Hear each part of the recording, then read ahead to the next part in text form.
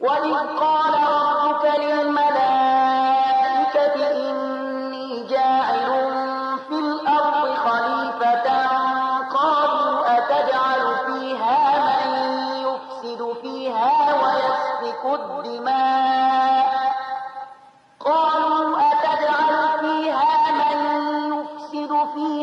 ويسفك الدماء ونحن نسبح بحمدك ونقدس لك قال إني أعلم ما لا تعلمون. او بیا لکشان هغه وخت په زړه کړه چې کله ستا رب پرښتو ته ویلي و چې زه په ځمکه کې د یو خلیفه پیدا کوونکی یم. هغو عرض وکړ آیا ته په ځمکه کې داسې یو څوک ټاکې چې د هغې نظم خراب کړي او وینې تویې کړي. ستا له حمد و ثنا سره تسبیح او ستا لپاره سپېڅلې ستاینه خو همدا مونږ کوو. الله وفرمایل زه پر هغه څه پوهېږم چې تاسې پرې نه پوهېږئ.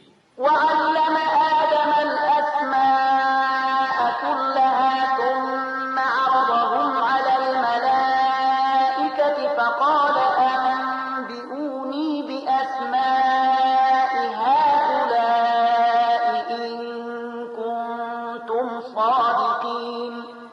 له هغه وروسته الله آدم ته د ټولو شیانو نومونه وښودل.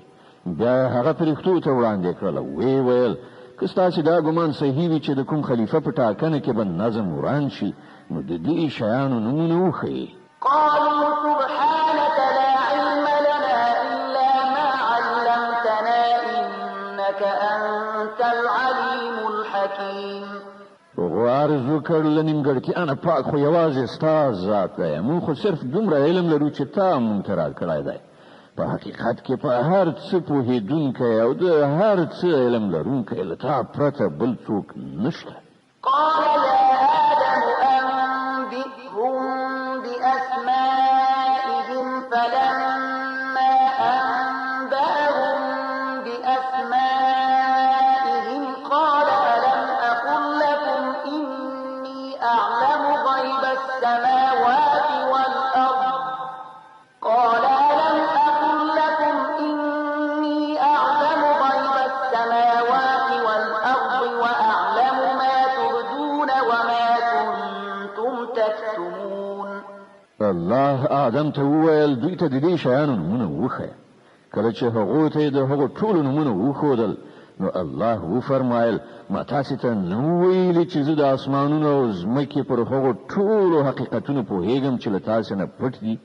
څه چې تاسې ښکاره کوئ هغه هم ماته معلوم دي او څه چې تاسې پټوئ پر هغو هم زه پوهېږم.